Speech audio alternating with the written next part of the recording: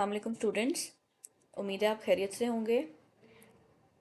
आज हमारा जो टॉपिक है वो चैप्टर 1 का है और इस टॉपिक का नाम है बायोलॉजिकल मेथड। आज हम चैप्टर 1 के इस टॉपिक को डिटेल से डिस्कस करेंगे। बायोलॉजिकल मेथड में सबसे पहले आपको इंट्रोडक्शन लाइंस मिल रही हैं and these lines are just the basic conceptual lines, जिससे आपका कॉन्सेप्ट बिल्डअप हो रहा है कि जैसे आप जब भी कोई चीज़ देखते हैं तो क्यूरियस होते हैं, आप उसको ऑब्जर्व करते हैं, देखते हैं वो क्या चीज़ है। तो ये हर इंसान के अंदर ये क्वालिटीज़ पाई जाती हैं। These are just introductory lines, आपने इनको याद नहीं करना और यही टैलेंट आप इस्तेमाल करके डिफरेंट प्रॉब्लम्स को सॉल्व कर लेते हैं। सो साइंस में अगर बात की जाए, जैसे साइंटिस्ट जो होते हैं, स्पेशली बायोलॉजिस्ट जो होते हैं, ये यही टेक्निक से इस्तेमाल करते हैं और डिफरेंट प्रॉब्लम्स को सॉल्व करते हैं। और ये जो मेथड इस्तेमाल करते हैं उसको साइंटिफिक मेथड कहते हैं। तो यहाँ पे आपको बेसिकली साइंटिफिक मेथड की डेफिनेशन मिल रही है, तो आप इसको मार्क कर सकते हैं कि वो अप्रोच जो साइंटिस्ट इस्तेमाल करते हैं किसी भी प्रॉब्लम को सॉल्व करने के लिए, उसको साइंटिफिक मेथड कहते हैं। और अगर वो बायोलॉजिकल प्रॉब्लम होगा तो उसमें कुछ मेथड्स इस्तेमाल होते हैं। तो बायोलॉजिकल मेथड वही मेथड है जो बायोलॉजिकल प्रॉब्लम को सॉल्व करने के लिए इस्तेमाल हो रहा है। ठीक है, तो जैसे हमने पहले भी पढ़ा है कि बायोलॉजिकल मेथड जो होते हैं वो किसी भी लिविंग ऑर्गेनिजम्स से रिलेटेड होते हैं। तो बायोलॉजिकल मेथड वो मेथड है जो किसी भी बायोलॉजिकल प्रॉब्लम को सॉल्व करने के लिए इस्तेमाल हो रहा है। तो बायोलॉजिकल मेथड जो है उसको यूज़ करने के लिए डिफरेंट स्टेप्स हैं। तो यहाँ पे आपको 6 स्टेप्स मेंशन किए गए हैं और ये स्टेप्स आपने सीक्वेंस में याद करने हैं। सबसे पहला रिकग्निशन ऑफ बायोलॉजिकल प्रॉब्लम्स, यानी कि वो जो बायोलॉजिकल प्रॉब्लम है उसको रिकग्नाइज करें, आइडेंटिफाई करें, पहचानें कि वो कौन क्या प्रॉब्लम है। सेकेंडली ऑब्जर्वेशंस एंड आइडेंटिफिकेशंस है, फिर building up hypothesis, drawing deductions, dividing experiments and inferring results. तो ये स्टेप बाय स्टेप जब ऑब्जर्वेशंस आ जाती हैं, रिकग्नाइज हो जाता है, फिर ऑब्जर्वेशंस आ जाती हैं, फिर हाइपोथेसिस को बिल्ड किया जाता है, फिर डिडक्शंस बनाई जाती हैं, एक्सपेरिमेंट्स परफॉर्म किए जाते हैं और फिर उन एक्सपेरिमेंट्स के रिजल्ट के हिसाब से कंक्लूजन्स निकाले जाते हैं। तो ये सीक्वेंस में आपने स्टेप्स याद करने हैं। नेक्स्ट आपको यही 6 स्टेप्स को मज़ीद डिटेल में एक्सप्लेन किया गया है। तो आपने 2 बातें याद रखनी हैं कि सबसे पहले इन स्टेप्स के नेम्स आपको सबको अच्छे से याद होने चाहिए और सेकेंडली बेटा सीक्वेंस आपने आगे पीछे नहीं करना। यानी जो पहला स्टेप है वो रिकग्निशन ऑफ बायोलॉजिकल प्रॉब्लम ही है, सेकेंड ऑब्जर्वेशंस है, फिर हाइपोथेसिस, फिर डिडक्शन, फिर एक्सपेरिमेंट्स एंड रिजल्ट्स। तो आपने इन रिजल्ट्स को इन स्टेप्स को आगे पीछे नहीं करना है। तो सबसे पहले रिकग्निशन ऑफ बायोलॉजिकल प्रॉब्लम का मतलब यही है कि ये कोई क्वेश्चन हो सकता है, कोई भी चीज़ हो सकती है जो किसी के भी माइंड में आ सकती है। जैसे एग्जांपल, सबसे कॉमन एग्जांपल आपको आजकल जो आपके सामने है कोविड की है। कुछ साल पहले कोविड कोरोना वायरस आया और ऐसे आया कि बिल्कुल समझ नहीं आ रहा था, तो सब लोगों ने क्वेश्चन करना शुरू किया कि ये कैसे हो रहा है, ये क्या चीज़ है। तो एक प्रॉब्लम इनकाउंटर हुई, एग्जांपल हम ले लेते हैं ताकि आपको समझ आ जाए। तो हमें उस टाइम कुछ नहीं पता था कोविड क्या चीज़ है, कैसे होता है। तो वो प्रॉब्लम हम बायोलॉजिकल प्रॉब्लम समझ लेते हैं, हमने उसको पहचाना। उसके बाद उसके बारे में ऑब्जर्वेशन स्टार्ट की, सेकेंड स्टेप पे आ गए। तो जितने भी साइंटिस्ट हैं ऑल ओवर द वर्ल्ड, जहाँ जहाँ ये केसेस शुरू हुए, रिपोर्ट होना शुरू हुए, वहाँ के साइंटिस्ट ने ऑब्जर्वेशंस जो है रिकॉर्ड करना शुरू की कि ये क्यों हो रहा है, कैसे हो रहा है। तो ऑब्जर्वेशन जो है वो 5 सेंसेस को इस्तेमाल करके की जाती हैं। जैसे विजन है, hearing, smell, taste and touch. Vision मतलब देखना, आंखों से आप देखते हैं। हेयरिंग मतलब सुनना, कानों से सुनते हैं। स्मेल मतलब नाक से जो सूंघते हैं, टेस्ट करते हैं टंग से, और टच करते हैं। तो ये 5 सेंसेस को इस्तेमाल करके जो भी इंफॉर्मेशन ली जाती है उसको ऑब्जर्वेशंस कहते हैं। ऑब्जर्वेशन जो है वो 2 तरह की होती हैं, क्वालिटेटिव ऑब्जर्वेशन और क्वांटिटेटिव। क्वालिटेटिव का वर्ड इक्वालिटी से निकला है, यानी क्वालिटी की बात कर रहे हैं, करेक्टर की बात कर रहे हैं, उसकी कोई खसूसियत की बात कर रहे हैं। जबकि क्वांटिटेटिव क्वांटिटी से निकला है, क्वांटिटी मतलब मिकदार। तो क्वांटिटेटिव ऑब्जर्वेशन वो होती है जिनको हम मेजर कर सकते हैं, उनकी वैल्यू नंबर्स में देख सकते हैं, जबकि क्वालिटेटिव ऑब्जर्वेशंस की हम वैल्यू नंबर में नहीं देख सकते। ठीक हो गया। तो क्वांटिटेटिव ऑब्जर्वेशन जो है ये ज़्यादा एक्यूरेट होती हैं क्योंकि हमें एग्जैक्ट नंबर पता चल जाता है कि ये वैल्यू है। ठीक है, तो मोर एक्यूरेट होती हैं। तो after getting all the observations, the next step is hypothesis building. So what is hypothesis? Hypothesis is a statement that may prove to be answer of the biological problem under study. तो जो भी observations आप ले रहे हैं, आपको जो भी उसके हिसाब से उसका आंसर समझ आ रहा है कि शायद ये वजह, इस वजह से, जैसे कोविड की एग्जांपल है तो शायद कोविड जो है वो टच करने से फैलता हो या किसी वजह से फैल रहा है। तो वो जो जो आप आंसर जमा करते जाएंगे वो हाइपोथेसिस स्टेटमेंट्स बनती जाएंगी। हाइपोथेसिस जो है ये टेंटेटिव एक्सप्लेनेशन होती है, यानी कोई कंफर्म बात नहीं होती है। जो भी ऑब्जर्वेशंस आपके पास आई हैं उसकी बेस के ऊपर आप उनको रिजल्ट मतलब एक कंक्लूजन देते हैं कि शायद ये बीमारी इस वजह से हो रही है। तो आपने बहुत सारे ऑब्जर्वेशंस हाइपोथेसिस सुने होंगे कोविड के टाइम के मास्क लगाने से नहीं फैलेगा, शायद आप मतलब डिफरेंट चीज़ों से फैल रहा है। तो हाइपोथेसिस एक आर्जी स्टेटमेंट है जो शायद ठीक भी हो सकती है और गलत भी हो सकती है। तो हाइपोथेसिस के कुछ करेक्टरिस्टिक्स हैं जो कि होने चाहिए। It should be general statement, यानी कि ये एक आम सी स्टेटमेंट होनी चाहिए। It is a tentative idea. Tentative का मतलब होता है कंफर्मेशन नहीं है, इट इज़ जस्ट रैंडम और रफ गेस। ठीक है। तो it should agree with available observation, कि जो जो ऑब्जर्वेशन आई हैं ये उससे मिलता हो। ऐसा नहीं होना चाहिए कि वो ऑब्जर्वेशन जो आई हैं ये उससे अगेंस्ट नहीं होना चाहिए।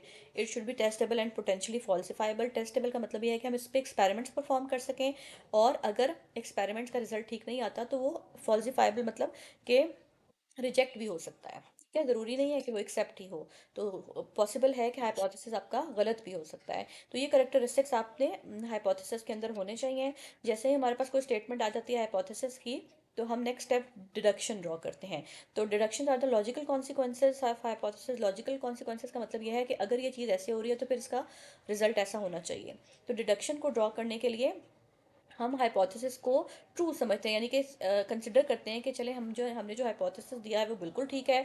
तो अगर ये ठीक है, अगर ये इस तरह से बीमारी फैल रही है तो फिर ये होना चाहिए। तो deduction contains if and then logic, कि अगर ऐसा है तो फिर ऐसा होना चाहिए। ठीक है। और उसके बाद जो नेक्स्ट स्टेप एक्सपेरिमेंटेशन आ जाता है। It is a very important and the most important step of biological method, क्योंकि बिना एक्सपेरिमेंट के हम कुछ भी प्रूव नहीं करते। अभी तक हमने जितनी भी बातें की हैं वो सारी जो हैं वो एक क्या कहते हैं, हमारे पास कोई एविडेंस नहीं था, हमने जस्ट ऑब्जर्वेशन पे एक अंदाज़ा लगाया था। बट एक्सपेरिमेंट्स जो हैं दे आर द प्रूफ।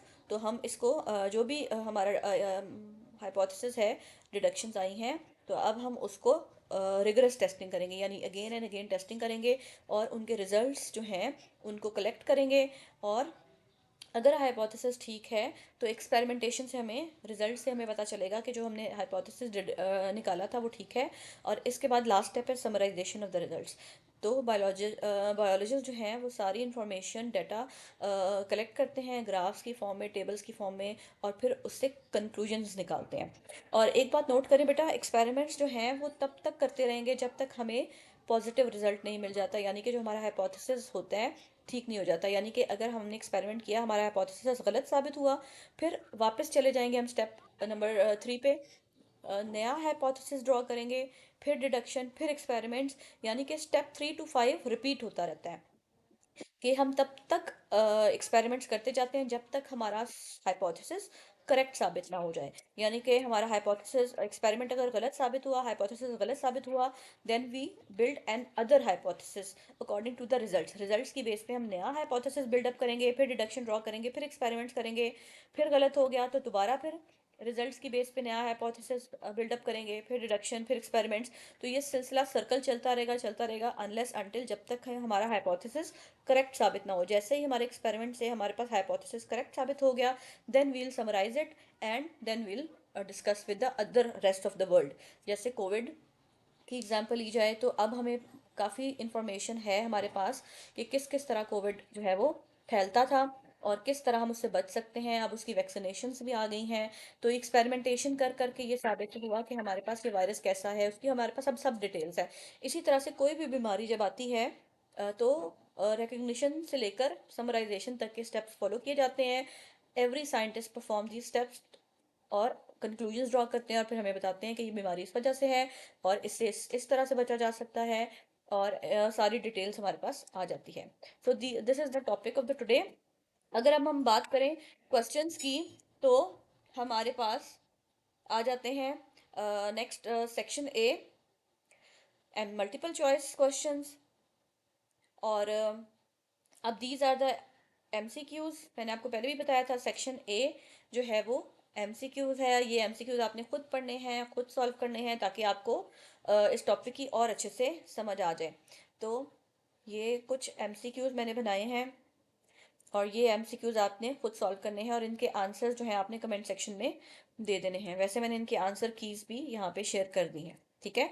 और इसी तरह से सेक्शन बी के कुछ क्वेश्चन मैंने दिए हैं, ये आपने खुद पढ़ने हैं, खुद सॉल्व करने हैं। मल्टीपल क्वेश्चंस आपसे इसी तरह से पूछे जा सकते हैं और इनके आंसर्स आपने खुद सॉल्व करने की कोशिश करनी है। ये बहुत इंपॉर्टेंट टॉपिक है। ये अक्सर बहुत सारे क्वेश्चन इसमें से बनते हैं। इसी तरह से सेक्शन सी लॉन्ग क्वेश्चन के क्वेश्चन भी आपसे पूछे जा सकते हैं और ये आपने अच्छे से तैयार करने हैं। इसी टॉपिक को आप फ्लो चार्ट की फॉर्म में भी आपकी बुक में दिया गया है।